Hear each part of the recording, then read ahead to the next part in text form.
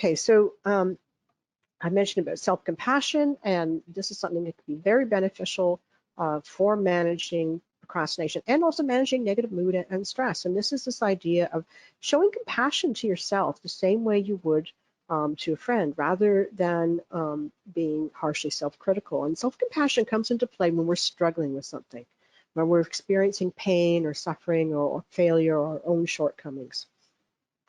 And it's composed of these three key elements. So being self-kind, okay, and kindness was mentioned earlier and is really important, but also common humanity, which is seeing that you're not the only person to have ever made a mistake before, right? That being imperfect, procrastinating is part of the human condition. We saw how frequently students procrastinate. This is something a lot of people do. It doesn't mean it's okay, but it means that you're not the only one who's struggling with this. And then the last part is mindfulness, which is just really, this is not about, getting into mindfulness per se. This is about keeping your emotions in balance. What we do know, though, is that the downside of not having self-compassion means that you'll be self-critical, okay, and judgmental about yourself.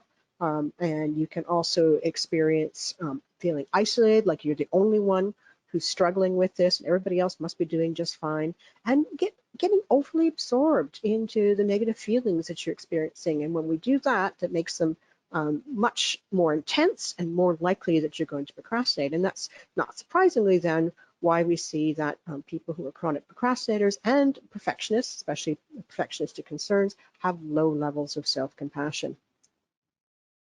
Right, so going back to our goal diagram, if you bring self-compassion in those times where you're having those lapses, right, where you didn't keep up with your exercise schedule, you didn't stay on your study schedule, or you didn't follow through with something, you feel like you're going backwards in trying to reach your goal because you had a couple of setbacks. You responding to yourself with this kindness and self-compassion and realizing, that you're somebody like many other people who've gone through this before, can actually, the research has shown, will actually increase your motivation to reach your goal and to try and improve yourself.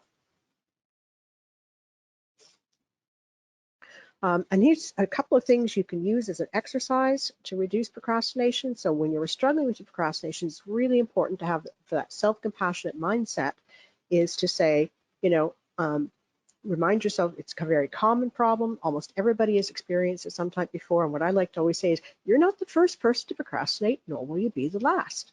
There's nothing special about your procrastination, okay? So don't beat yourself up about it, right?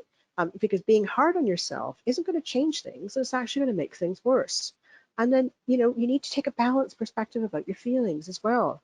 There's kindness, acceptance, and compassion towards your feelings is the best strategy here, because if you go the other route and get too into those negative feelings, you're actually just going to increase the chances that you continue to procrastinate. Okay, and there's a number of exercises that can be done. So Kristen Neff has this website. It's really great. I highly recommend it, SelfCompassion.org. There's exercises on there you can download and get, practice to increase your levels of self-compassion. And there's actually even a test you can take if you want to see how self-compassionate you are.